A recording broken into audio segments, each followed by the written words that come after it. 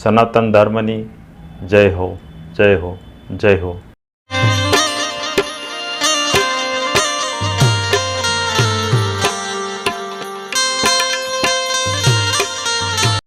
જય ગુરુ મહારાજ, જય ગુરુદેવ, જય સિયારામ. હરિઓમ. હું વૈદ્ય ચંદુભાઈ ચલાળિયા, મારો અનુભવ ચેનલ ભાવનગર.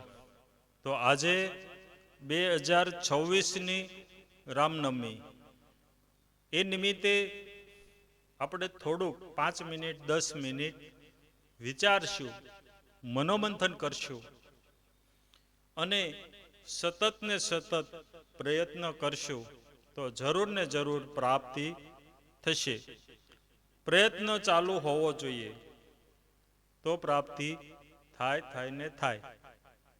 આજે આપણે જાણશું, વિચારશું, મનોમંથન કરશું કે આત્મામાંથી પરમાત્મા કેમ થાય છે.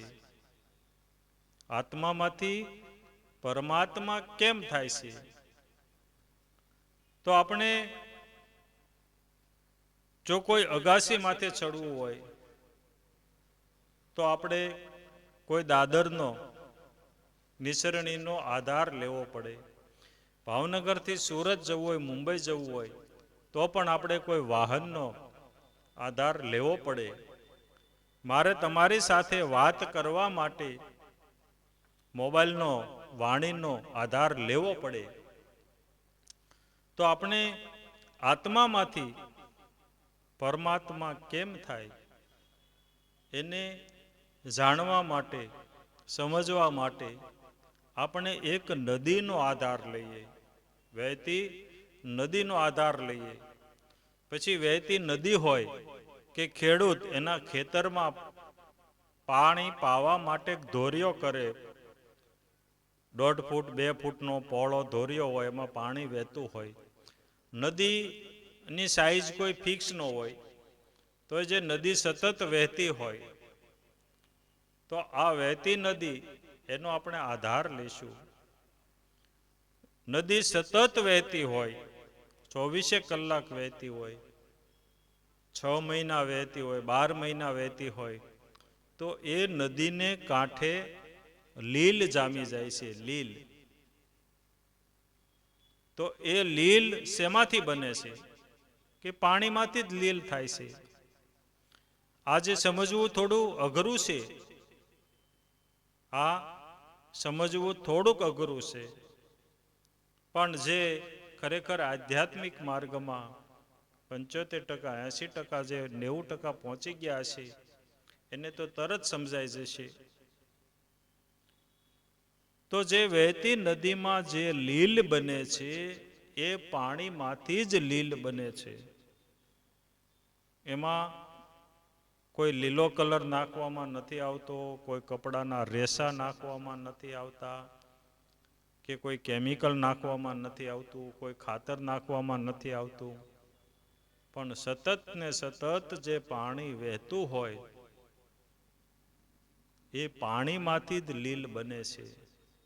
એમ જે આત્મા છે એ આત્મામાંથી જ પરમાત્મા બને છે. પણ ક્યારે બને છે? કે સતત ને સતત મનન, ચિંતન, સમરણ થી જ આ આત્મામાંથી પરમાત્મા બને છે. એમાં ખાસ કરીને જે ગુરુએ આપેલું હોય નામ, એ નામનું જેટલું બને એટલું સ્મરણ કરવાનું. એ કરવાથી આત્મામાંથી પરમાત્મા બને છે. મેં બીજો કોઈ માર્ગ નથી લીધો. પરમાત્માને પામવા માટેનું આમ તો 9 પ્રકારના માર્ગ છે, પણ મેં નામ સ્મરણ સિવાય કોઈ માર્ગ મેં લીધો નથી. એટલે હું વધારે ને વધારે નામ સ્મરણ ઉપર જ ભાર આપું છું. અને એ પણ તુલસીદાસજીના આધારે, કે કલિયુગ કેવલ નામ આધારા, જપત જપત નર ઉતરે ભવપારા. એટલે આત્મામાંથી પરમાત્મા કઈ રીતે બને છે? એક આપણે નદીનો આધાર લીધો, નદીમાંથી જ તે, નદીના પાણીમાંથી જ તે લીલ બને છે, એમ આત્મા છે એ જ પરમાત્મા બને છે. તો આપણે સતત ને સતત ગુરુ મહારાજ પાસેથી નામ મળ્યું હોય અને ન મળ્યું હોય તો આપણને જે નામ ઉપર ભરોસો હોય, કારણ કે આપણે એવું પણ સાંભળ્યું છે કે હરિ તારા નામ છે હજાર, કયા નામે લખવી કંકોતરી. એટલે હરિ જે છે એના 1000 નામ છે. ગમે નામ તમે લો, તમને જેમાં વધુ ભરોસો હોય એ નામ સ્મરણ કરો. સ્મરણ કરતા કરતા જેમ નદી સતત વહેતી હોય ત્યારે લીલ બને છે. 5 દિવસ નદીમાં પાણી આવે ને 5 દિવસ ન આવે તો એમાં લીલ ન બને. 6 મહિના નદી વહેતી હોય તો એમાં લીલ બને, પણ 6 મહિના પછી બંધ થઈ જાય તો પછી લીલ ન બને. એટલે જેમ સતત નદી વહેતી હોય એમ સતત સ્મરણ શરૂ હોય.